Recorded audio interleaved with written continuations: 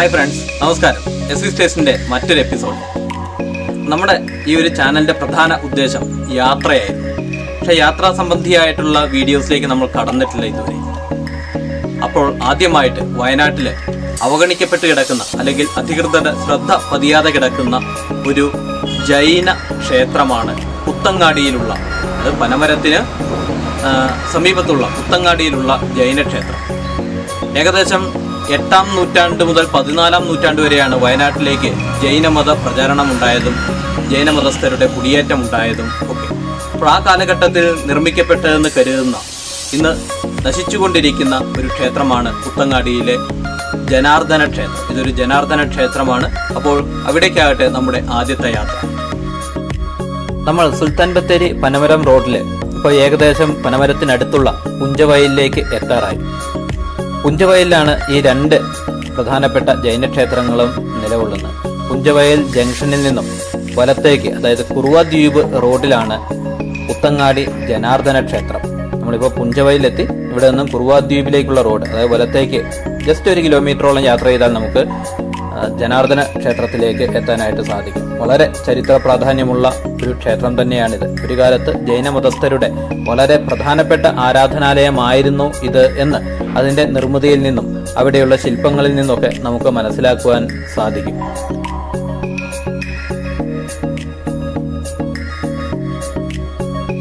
അപ്പോൾ നമ്മൾ പുത്തങ്ങാടി ജനാർദ്ദന ക്ഷേത്രത്തിലെത്തി. അതിൻ്റെ പ്രവേശന കവാടം നമുക്ക് നോക്കിയാൽ കാണാം, പാതിയിലേറെയും ഇടിഞ്ഞു പൊളിഞ്ഞു കിടക്കുകയാണ്. പ്രവേശന കവാടത്തിൽ വളരെ വ്യക്തമായിട്ടുള്ള ഒരു ഗരുഡന്റെ ശില്പം കൊത്തിവെച്ചിട്ടുണ്ട്.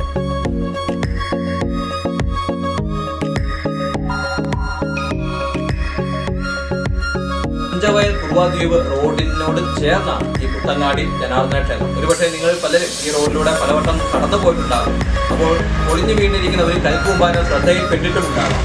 അത് പക്ഷേ യഥാർത്ഥത്തിൽ അതിമനോഹരമായിട്ടുള്ള ശില്പവിദ്യകൾ നിറഞ്ഞ, കരിങ്കല്ലിൽ കൊത്തിയെടുത്ത ശില്പങ്ങൾ നിറഞ്ഞ ഒരു ക്ഷേത്ര സമുച്ചയം തന്നെയാണ്. അപ്പോൾ ആ ക്ഷേത്രത്തിന്റെ കരിങ്കല്ലിൽ കൊത്തിയെടുത്ത ആ കവിതകളാകട്ടെ ഇത്തവണത്തെ നമ്മുടെ എപ്പിസോഡിലെ വിഷയം. അപ്പോൾ നമുക്ക് പുത്തങ്ങാടി ജൈനക്ഷേത്രത്തിലെ കാഴ്ചകൾ കാണാം. ഇത് പ്രവേശന കവാടത്തിന്റെ തൂണുകളിലുള്ള ശില്പങ്ങളാണ്. കേരളത്തിലെ വളരെ അപൂർവമായി കാണാവുന്ന ക്ഷേത്ര ചുവരുകളിലെ രതി ശില്പങ്ങൾ നമുക്ക് ഈ ക്ഷേത്രത്തിന്റെ തൂണുകളിൽ കാണാം. പ്രധാനമായിട്ടും സ്ത്രീ സ്വർഗ ലൈംഗികതയുടെ ചിത്രങ്ങളാണ് ഈ തൂണുകളിൽ അധികവും ആലേഖനം ചെയ്തിട്ടുള്ളത്. ഈ ഒരു തൂണിൽ കാണുന്നത് ഓടക്കുഴൽ വായിക്കുന്ന ശ്രീകൃഷ്ണനെ ആണ്.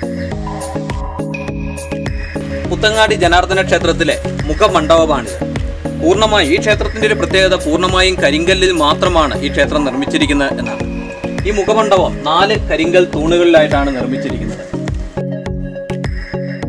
വീണ വായിക്കുന്ന സരസ്വതി ദേവിയുടെ ചിത്രമാണ് ഇവിടെ കൊത്തിവെച്ചിരിക്കുന്നത്. മേൽക്കൂരയുമുണ്ട്, അതും കരിങ്കല്ലിൽ തന്നെയാണ് പണി പൂർത്തീകരിച്ചിരിക്കുന്നത്.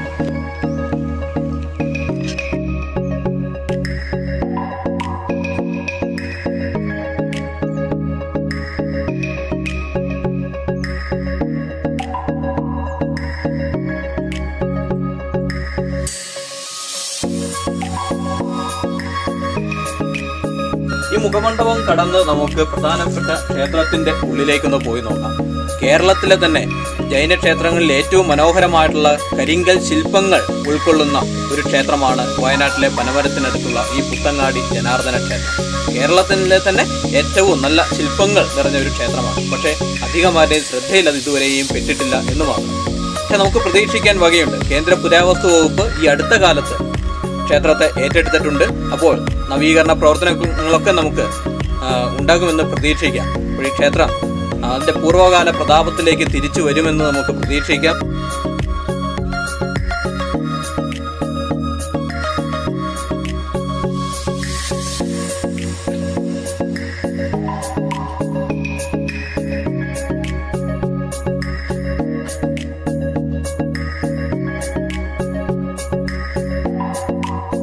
വയനാട് രേഖകൾ എന്നുള്ള തൻ്റെ അതിമനോഹരമായിട്ടുള്ള വയനാടിൻ്റെ ചരിത്ര രേഖയിൽ OK ജോണി എന്നുള്ള വയനാടിൻ്റെ പ്രിയ ചരിത്രകാരൻ പറയുന്നത്, ഈ നിർമ്മിതികൾ പ്രത്യേകിച്ചും ക്ഷേത്രത്തിൻ്റെ ഗർഭഗൃഹം, ശുഗനാസി, അതുപോലെ മുഖമണ്ഡപം ഇതൊക്കെ ഹൊയ്സാല രീതിയിലാണ് നിർമ്മിച്ചിരിക്കുന്നത് എന്നാണ്. കർണാടകം ഭരിച്ച ഹൊയ്സാല രാജവംശമാണ്, അതിൽ തന്നെ പ്രധാനിയായിട്ടുള്ള വിഷ്ണുവർദ്ധനാണ് ഈ ഒരു ക്ഷേത്രം നിർമ്മിച്ചത് എന്നാണ് ചരിത്രകാരന്മാർക്കിടയിലെ അഭിപ്രായം. സാമാന്യം നല്ല വലിപ്പമുള്ളതും അതുപോലെ തന്നെ നല്ല ക്ലാരിറ്റി ഉള്ള ശില്പങ്ങളാണ് ഈ ക്ഷേത്രത്തിൻ്റെ, അതായത് ഉള്ളിലേക്കുള്ള പ്രവേശന ദ്വാരത്തിന് ഇരുവശത്തും കാണുന്നത്. എത്രയോ കാലങ്ങളെടുത്തായിരിക്കാം ഒരുപക്ഷെ കരിങ്കല്ലിൽ ഇത്രയും സൂക്ഷ്മമായിട്ടുള്ള ചിത്രങ്ങൾ കൊത്തിവെക്കപ്പെട്ടിട്ടുള്ളത്.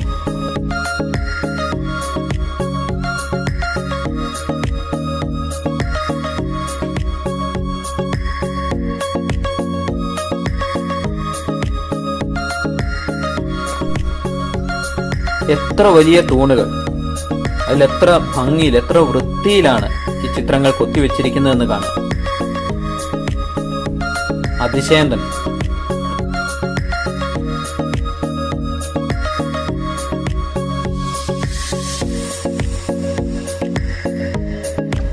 അവഗണനയാൽ നശിച്ചു പോകേണ്ടവയല്ല ഇത്രയും മനോഹരമായ ഈ ശില്പങ്ങൾ എന്ന് ഇത് കാണുന്ന ഏതൊരാൾക്കും മനസ്സിലാകുന്നതാണ്. ഞാൻ നേരത്തെ പറഞ്ഞ പോലെ തന്നെ കേരളത്തിലെ തന്നെ ഏറ്റവും പ്രധാനപ്പെട്ട കരിങ്കൽ ശില്പങ്ങൾ ഉൾക്കൊള്ളുന്ന ജൈന ക്ഷേത്രമാണ് പുത്തങ്ങാടി ജനാർദ്ദന ക്ഷേത്രം. ഇത്രയും മനോഹരമായിട്ടുള്ള കരിങ്കൽ ശില്പങ്ങൾ മറ്റൊരു ജൈന ക്ഷേത്രത്തിലും കേരളത്തിൽ നമുക്ക് കാണുവാനായിട്ട് സാധിക്കില്ല എന്നാണ് വയനാടിന്റെയൊക്കെ പ്രിയ ചരിത്രകാരനായിട്ടുള്ള OK ജോണിയൊക്കെ അഭിപ്രായപ്പെടുന്നത്.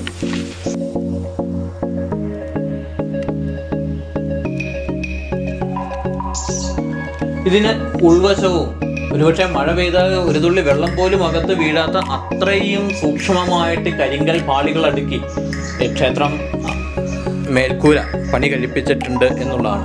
ആ മേൽക്കൂരയിൽ നമുക്ക് പൂക്കളുടെയും ഒക്കെ മറ്റ് ചിത്രപ്പണികളൊക്കെ കാണുവാനായിട്ട് സാധിക്കും. കരിങ്കൽ പാത്തികൾ അടുക്കി വെച്ചിരിക്കുന്ന ആ രീതിക്കും വലിയ പ്രത്യേകതകളുണ്ട്.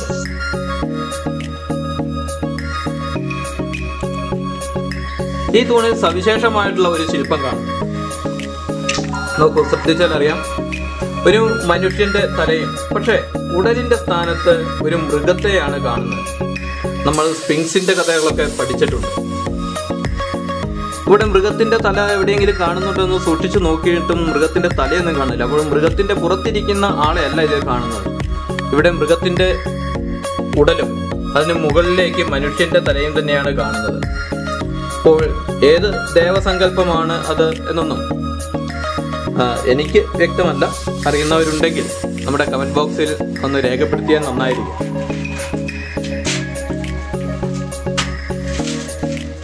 ക്ഷേത്രത്തിന്റെ ഉൾവശത്തിലേക്ക് പ്രവേശിക്കുമ്പോൾ ഇരുവശത്തുമായി, വാതിലിന്റെ ഇരുവശത്തുമായി അതിമനോഹരമായിട്ടുള്ള ശില്പങ്ങളാണ് നമുക്ക് കാണുവാനായിട്ട് സാധിക്കുന്നത്.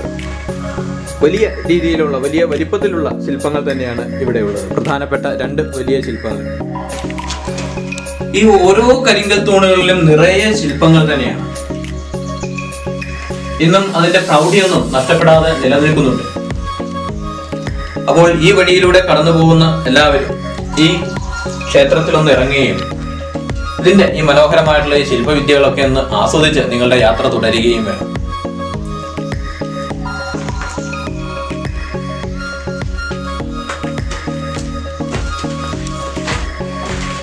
ഇതിനുള്ളിലേക്ക് പ്രവേശിച്ചപ്പോൾ ശ്രദ്ധിച്ച ഒരു കാര്യമാണ്, ഈ ഡോറിന്റെ ഇരുവശത്തും ഈ കല്ലില് വലിയ കുഴികളുണ്ട്, മുകളിലേക്ക് വലിയ ഹോൾസ് ഉണ്ട്.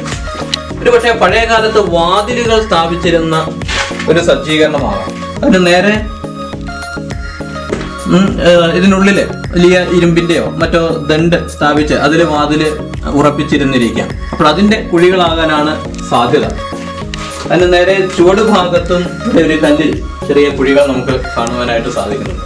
എന്താണെങ്കിലും നിറയെ കൊത്തുപണികൾ നിറഞ്ഞ ഈ കല്ലമ്പലം സംരക്ഷിക്കപ്പെടേണ്ടത് നമ്മുടെ എല്ലാം ഒരു ഉത്തരവാദിത്വം തന്നെയാണ്.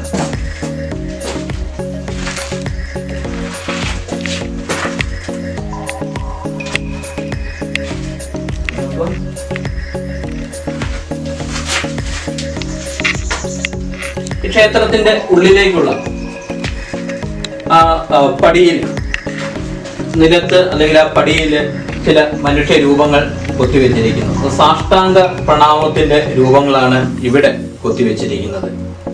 മറ്റേതോ രൂപങ്ങൾ ഈ ഒരു ഭാഗത്തും കാണാൻ സാധിക്കും. ഇവിടെ 3 മനുഷ്യ രൂപങ്ങളാണ് സാഷ്ടാംഗ പ്രണാമം നടത്തുന്നതായിട്ട് ചിത്രീകരിച്ചിരിക്കുന്നത്. ഈ ഭാഗം കടന്ന് മുൻപോട്ട് എത്തുമ്പോൾ മുൻവാതിലുള്ളതുപോലെ തന്നെ ഇവിടെയും ശംഖചക്ര ഗദാധാരിയായിട്ടുള്ള ഭഗവാന്റെ രൂപം ഇരുവശങ്ങളിലും രേഖപ്പെടുത്തിയിട്ടുണ്ട്. ഇവിടെ കന്നഡയിൽ എന്തോ ഒന്ന് എഴുതി വെച്ചിട്ടുണ്ട്. കന്നഡ അറിയുന്നവർക്ക് ഈ ലിഖിതങ്ങൾ നോക്കിയാൽ എന്തായിരിക്കാം എന്നൊരു പക്ഷേ മനസ്സിലാക്കാനായിട്ട് സാധിക്കും.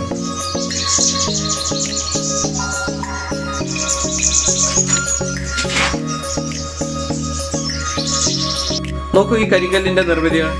ഇതിന്റെ ജോയിൻസിലൊന്നും സിമന്റോ കുമ്മായക്കൂട്ടോ മറ്റു കാര്യങ്ങളോ ഒന്നും ഉപയോഗിച്ചിട്ടില്ല. വലിയ കരിങ്കൽ പാളികൾ ഒന്നിനു മുകളിൽ ഒന്നൊന്നായി ഇങ്ങനെ അടുക്കി വെച്ചിട്ടാണ് ഈ ക്ഷേത്രം നിർമ്മിച്ചിരിക്കുന്നത്. എത്രയോ നൂറ്റാണ്ടുകൾ ഇപ്പം കാലത്തെ അതിജീവിച്ചത് നിലനിൽക്കുന്നു എന്നുള്ളതും വലിയൊരു അത്ഭുതം തന്നെയാണ്. മെഷീനറീസ് ഒന്നും അത്ര കാര്യമായിട്ട് ലഭ്യമല്ലാതിരുന്ന ആ കാലഘട്ടത്തിൽ ഇത്രയും വലിയ കരിങ്കൽ തൂണുകൾ ഇവിടെ എങ്ങനെയാണ് സ്ഥാപിച്ചത്, ഇതിലെങ്ങനെ കൊത്തുപണികൾ നടത്തി എന്നുള്ളതൊക്കെ അത്ഭുതകരമായിട്ടുള്ള ഒരു കാര്യം തന്നെയാണ്. ക്ഷേത്രത്തിന്റെ ഉള്ളിലേക്ക് ഇനിയും 2 അറകൾ കൂടിയാണ് ഉള്ളത്. ഇവിടെ സാമാന്യം നല്ല ഇരുട്ടാണ്. ഉള്ളിലുള്ള കാര്യങ്ങളൊന്നും ഇങ്ങനെ കാണുവാനായിട്ട് സാധിക്കുന്നില്ല. ഈ ഭാഗങ്ങളിലൊന്നും കൊത്തുപണികളൊന്നും തന്നെ ഇല്ല. ഇവിടെ വിഗ്രഹങ്ങളോ അത്തരം കാര്യങ്ങൾ ഒന്നും കാണാൻ സാധിച്ചില്ല. പക്ഷെ കാണുവാനായിട്ട് കഴിയുന്ന ഒന്നുണ്ട്. സാമൂഹ്യ വിരുദ്ധരുടെ കേന്ദ്രമായിട്ട് ഈ ക്ഷേത്രം മാറിക്കൊണ്ടിരിക്കുന്നു എന്നുള്ളതിന്റെ തെളിവായിട്ട് മദ്യക്കുപ്പികളും ഇവിടെ വളരെയേറെ ചിതറിക്കിടക്കുന്നുണ്ട്. അറകളിൽ ഒന്നിൽ നിന്ന് പുറത്തേക്ക് വേറൊരു ചെറിയൊരു വഴിയും കാണുന്നുണ്ട്. അവിടെയും വാതിലിന്റെ സജ്ജീകരണങ്ങളൊക്കെ കാണുന്നുണ്ട്. ഒരുപക്ഷെ ക്ഷേത്രത്തിലെ പൂജാരിമാർക്ക് അല്ലെങ്കിൽ കാർമ്മികർക്ക് ക്ഷേത്രത്തിനുള്ളിലേക്ക് പ്രവേശിക്കാനുള്ള ഒരു വഴിയായിരുന്നിരിക്കാം അത്. സ്വകാര്യ വ്യക്തിയുടെ കാപ്പിത്തോട്ടത്തിന് ഉള്ളിലാണ് ഈ ചരിത്ര പ്രാധാന്യമുള്ള ഈ ഒരു സ്മാരകം അല്ലെങ്കിൽ ക്ഷേത്രം. കാട്ടുവള്ളികളും പൂക്കളുമൊക്കെ ക്ഷേത്രത്തെ അലങ്കരിച്ച് നിർത്തിയിരിക്കുന്ന കാഴ്ച, ആ പഴമയുടെ ആ ഒരു പ്രൗഢിയും ഇതാണെങ്കിലും ഒരു വളരെ വ്യത്യസ്തമായിട്ടുള്ള ഒരു കാഴ്ച തന്നെയാണ് ഈ ക്ഷേത്രം. അതിൻ്റെ ഒരു ഗാംഭീര്യവും ആ കരിങ്കല്ലിൻ്റെ ആ ഒരു പ്രൗഢിയും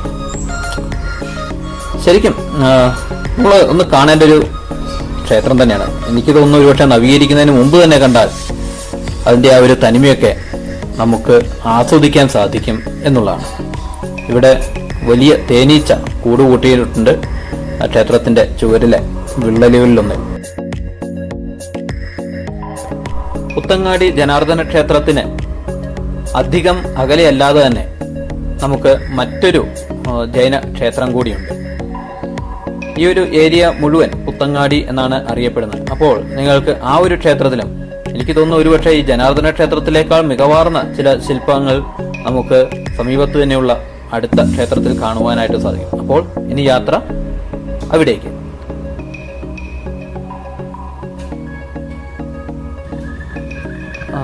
നമ്മുടെ സുൽത്താൻ ബത്തേരിയിലേക്കുള്ള, അതായത് പനമരത്ത് നിന്നും സുൽത്താൻ ബത്തേരിയിലേക്കുള്ള മെയിൻ റോഡ് സൈഡില് സുൽത്താൻ ബത്തേരിയിലേക്ക് നമ്മൾ പോകുമ്പോൾ ഇടത് വശത്തായിട്ടാണ് ഈ കല്ലമ്പലം കാണപ്പെടുന്നത്.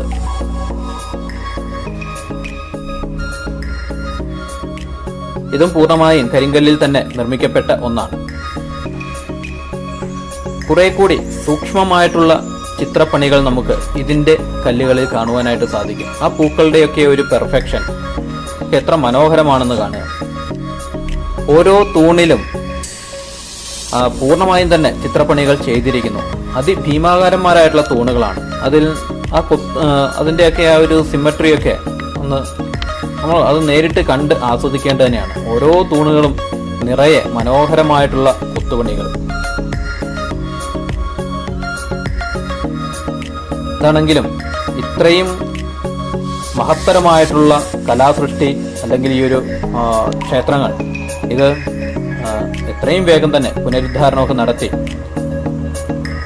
പൊതുജനങ്ങൾക്ക് തുറന്ന് നൽകേണ്ടതാണ്.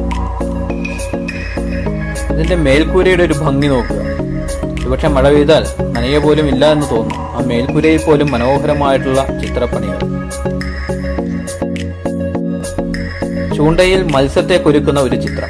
ഇവിടെ മത്സ്യത്തിന്റെ മറ്റൊരു ചിത്രമുണ്ട്. ഇത് മത്സ്യാവതാരത്തെ സൂചിപ്പിക്കുന്നു എന്നാണ് പറയുന്നത്. അതിന് സമീപത്ത് തന്നെ കൂർമ്മം. അതുപോലെ വരാഹത്തിന്റെ ചിത്രമാണ് തൊട്ടടുത്തുള്ളത്.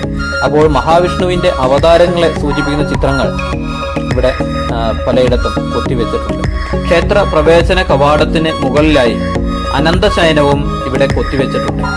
അപ്പോൾ ജൈനമതസ്ഥർ ഹൈന്ദവ പുരാണങ്ങളിലുള്ള ദേവസങ്കല്പങ്ങളെ അംഗീകരിച്ചിരുന്നു എന്നതിന്റെ തെളിവാണ് ഈ ശില്പങ്ങളെല്ലാം എന്ന് ചരിത്രകാരന്മാർ വാദിക്കുന്നു. ഫ്രണ്ട്സ്, ഈ ഒരു വീഡിയോ നിങ്ങൾക്ക് ഇഷ്ടമായി എന്ന് വിചാരിക്കട്ടെ.